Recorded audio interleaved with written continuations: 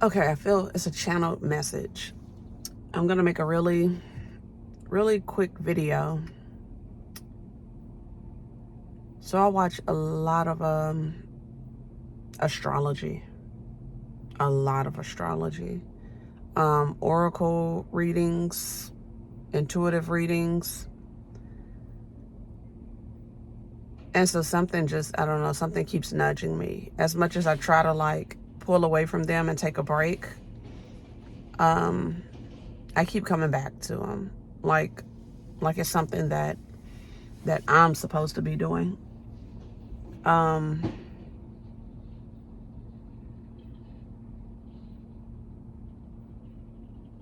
So one of the messages in my that keeps coming up, something about childhood, and like what just naturally, I guess, made me happy.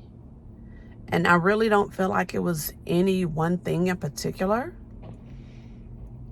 I really feel like I had a great childhood. Nothing was ever really wrong, so to speak. Um, a lot of the things that I hear people, I guess, went without, I didn't have those issues. Two-parent household in a house. The majority of what I asked for, I received. So it wasn't bad in a sense. But now I feel like I'm back to, like, I don't know, some kind of shadow work, to where I'm having to go back. Like I want to let go in order to move forward, future, like towards the future, or even be more present. But I'm being aware that I'm trying to understand why I do what I do, the habits that have been formed, where they came from, so that I can undo them in order to move forward. Now, it's not to say stay stuck in the past, but it's little things I do to where I'm starting to question, why do I do that, or where did that come from? The other day, I had a fanny pack and it was a mess. And so I realized that, like, why is this a mess, and why is it okay, and why do you have so much stuff in here? I realized when I was younger, or even to this day, my mother, she always carried very large purses. And every time I asked for something, she was always like, it's somewhere down off in there. Like, she never knew where. It was just, she carried large bags just to have a lot of stuff to carry. Like,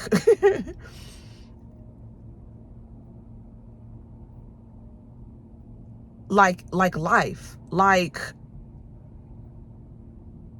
what she carried in her bag represented her life. So I guess it goes back to say, how you do some things or certain things is how you do everything. So as I look back at her purse was always a mess. It was never organized. So about 2 days ago, I took the time to actually organize my pouch and to clean it out. And the other day, I tried to just like throw something in there, and I was like, no, if you simply slow down and put things in their proper place, not only will you always be able to find them, but it'll save you time in the long run. And a clear space creates like a clear mind, something she never had. She never had clear space. She never had a clear mind. So there are some things, I guess you could say, I adopted that I care to shed. So just back to childhood, the message I was just listening to, she was saying, like, you need to get back to childhood.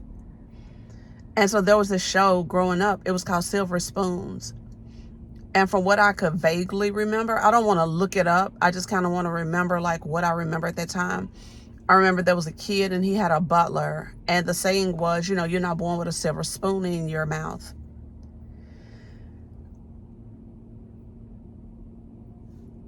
what I'm feeling is I was born with a silver spoon in my mouth.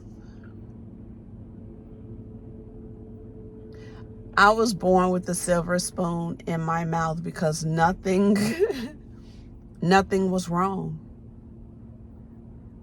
Everything was like more than enough. I think we can always go back to like parents, not being like emotionally enough. Outside of that, like everything, and when we say silver spoon, as in like we're thinking riches. No, we weren't considered rich, but coming across some people nowadays, or maybe a few years ago, when I talk about my younger years, it's like, oh, we thought y'all was rich. And I'm like, no. Or they're like, oh, you had it good. You had this, and this. And it's all, based on perspective. So looking back, it was more than enough. No. At the time, it was way more than enough because I had nothing else to compare it to, because I really wasn't looking outside of myself when I was younger. I was just looking at, I guess, what I had.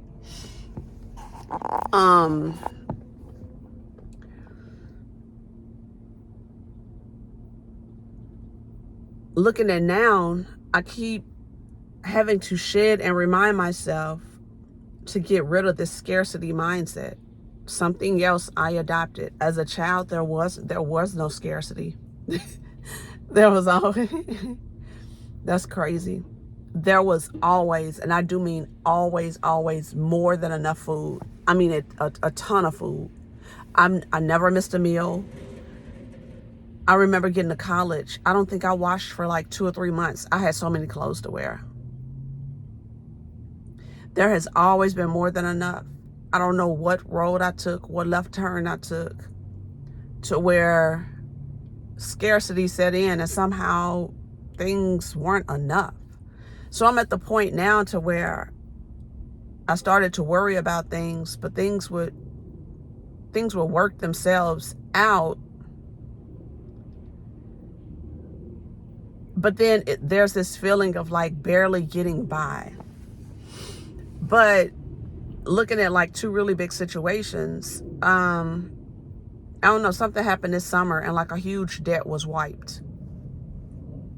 I don't know, I'll get into the story another day, but a huge debt was wiped.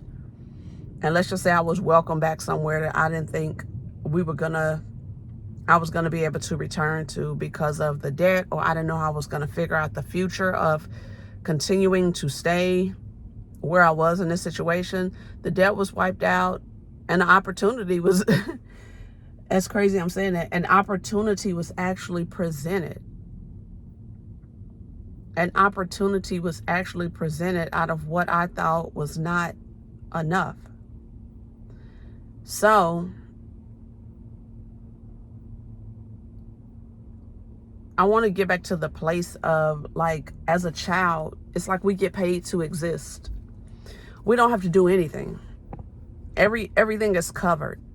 And I know it's hard for some people to fathom. They're like, oh, now we got to get out and work for things. Nobody's taking care of you. And I'm in a space of like, something is taking care of me. Because too many times I'm pulling through, and it doesn't feel like it's not really my doing. And when I pull through is when I actually relinquish control and I surrender. Like, I give up. I'll be like, whatever, F it. I give up. Whatever happens, happens. And so you start to figure out the worst that could happen. And when you sort of figure out the worst that could happen, it's really not the worst of the worst. Because then I meet somebody else and I'm like, oh my gosh, I'm worried about that little thing. And here they are, like, this person just lost their job. The wife has an autoimmune disease, and their child's and everything. They have all of these bills. And then I kind of come back and I'm like, that's not me.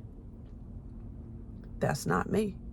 So there was a point I do remember in life to where I would have things good, but I would go seek the person that like didn't have it so good. Or I was the good girl, and then I would try to go out of my way to show that I was like not so good. I mean, to this very day I am. I'm a contrarian. I'm rebellious. Like if everybody goes right, I'm definitely going left. And that's always who I was. So that part never changed. I just finally learned to accept it. Another small part, something else happened recently. So I'm just gonna keep telling myself I was born with a silver spoon in my mouth. I got paid to exist. And I'm gonna get back there. I'm gonna get back to the point of where I have a silver spoon in my mouth. I get paid to exist. I'm not gonna worry how things work themselves out. I'm just gonna let them work themselves out. Like in abundance and overflow, prosperity, opulence. Like that's what I came into. And there's no reason that anything should be any different or any less than when I've already seen how my magic works. Another story.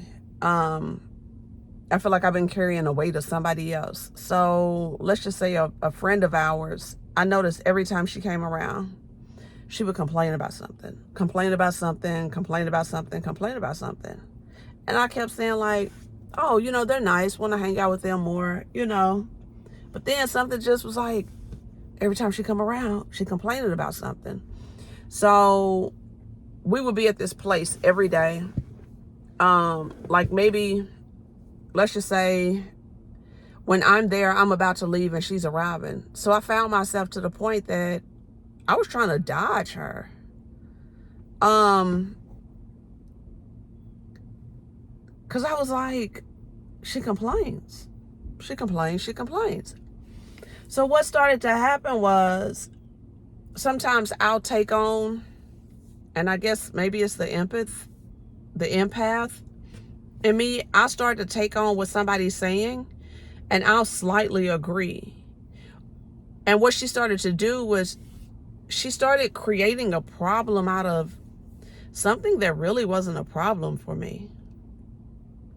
I understood where she was coming from, but it wasn't a problem for me. I'm very solution oriented. So I noticed she complained about the same thing, and then she would find new things to complain about.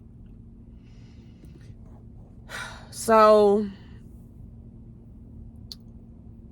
she has a daughter, and me and mine, we hung out with them. And so today, let's just say they were going to the same school as of yesterday.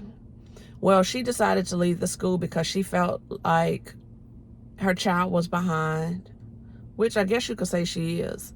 I know what to do with mine.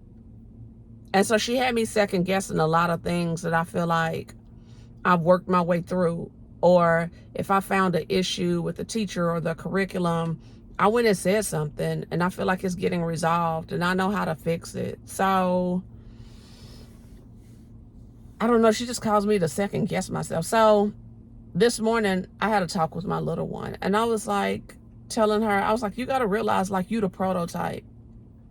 People wanting to be you, people wanting to follow you, just because they're leaving, doesn't mean we leave. Just because they have their problem doesn't necessarily mean we have that problem. So I was in the shower and it just clicked this morning. It was like, don't let people create problems for you that don't exist. Sometimes I look back and it's like I wanted to be so normal or fit in so badly that I was willing to, I guess you could say, like take on other people's shit. That's crazy. That's backwards. Instead of marching alone in peace and contentment and being myself, it's like I would walk over to join a pile of shit. That's weird. Okay. So, yeah, I told my little one, don't let people create problems for you where a problem doesn't exist for you. So, just to sum it up, don't let people carry their own burdens. And it's not to say, you know, be selfish and inconsiderate, but know when to walk away, and know when to walk away like sooner than later. Like when you catch it, catch it. When people show you who they are, believe them. But I don't know, this girl, her energy started to seem very chaotic. She already had a issue with one school system. Now she doesn't like the school that, you know, we brought her to, which is actually like homeschooling. The crazy part about it is that she came into homeschooling wanting to replicate what school looked like, but wanting the bells and whistles of what we do at this institution, our location. That's not what it is. Like, if you want what goes on in school plus the extras, she needs to recreate that on her own. Once again, this is a situation of like, not my monkey, not my circus. And I gotta remember that. Sometimes I have to stop and pause and say, is anything really wrong? Nope, nothing's really wrong. All I'm doing is thinking about the possibilities of anxiety. Only comes from what could happen. Like, anxiety comes from you imagining the worst in the future, and depression comes from what you imagine the worst to have been in the past, and you wish you would have done something different. That's it. So depression and anxiety, you can rid them by being in the now. And that's obviously the message. So like, now that I'm in the now, I'm going to write that story that I was born with a silver spoon in my mouth. I want my silver spoon back. There. I want my silver spoon back. Other people's problems are just not my problems. And I'm not being inconsiderate, like, you know, oh, somebody needs food to eat, or, you know, somebody's in a tough situation. No, I give in those situations. This was just something that a person noticed something wasn't going right for them, so I started to think that things weren't going right for me, when it's fine. I know what we're doing. I just have to remember the path that we're on. I have to remember what I've written out. I have to remember the plan for us and what the work we're here to do. That's me and my little one. Like, and not to let anybody else rewrite our script. So just to conclude, like, yeah, I'm gonna get my silver spoon back.